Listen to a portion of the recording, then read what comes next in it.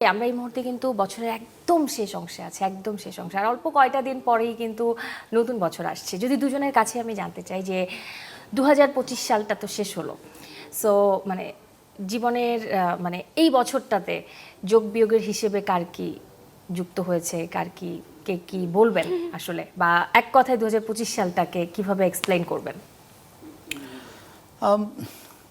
আমার যেটা হয়েছে যে না এবার না বলো 2025-এ আমি অনেক কিছু হারাইছি, আবার অনেক কিছু পাইছি যেগুলো আমি আসলে চিন্তাও করি নাই হয়তো পাবো।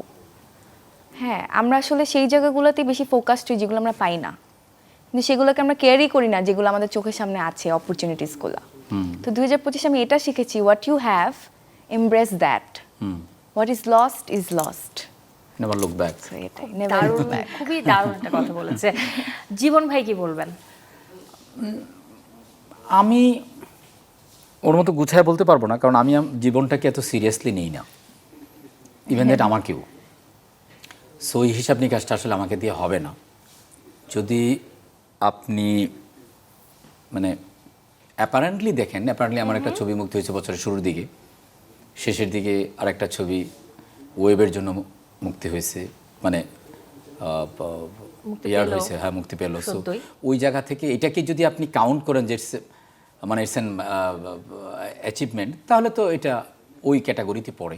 আমি ওইভাবে ভাবি নাই। বাট এইটা একটা জিনিস যেটা হয়েছে ইভানের সাথে আমার, এটা যে আমি নিজে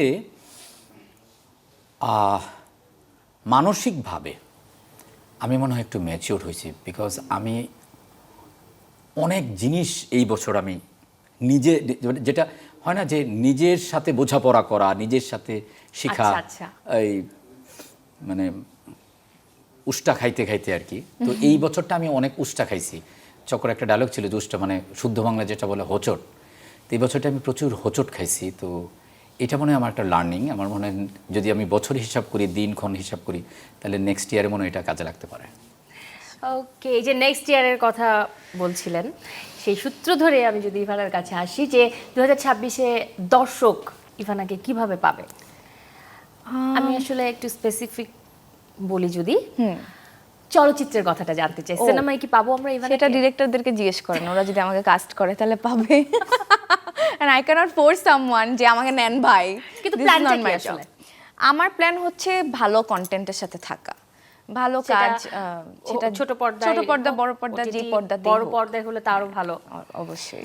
জীবন ভাইকে যদি বলি, 2026-এ আমরা কি পাচ্ছি আমরা দর্শক হিসেবে আপনার কাছ থেকে? আমার এখন পর্যন্ত প্রাইমারি প্ল্যান আছে 26-এর কথা তো বলেছেন, 26-এর শেষের দিকে সিনেমা শুটিং এ যাব আর কি। আমার 2-3টা গল্প শেষে, তাহলে আমরা সিনেমা পাবো 27-এ।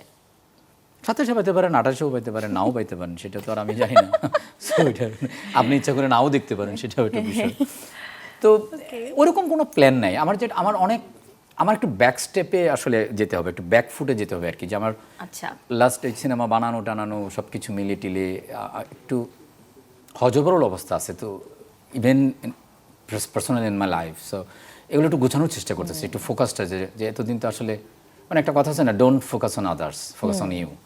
সো আমি এখন একটু নিজের দিকে একটু ফোকাস করছি যে আসলে কি করা যায়।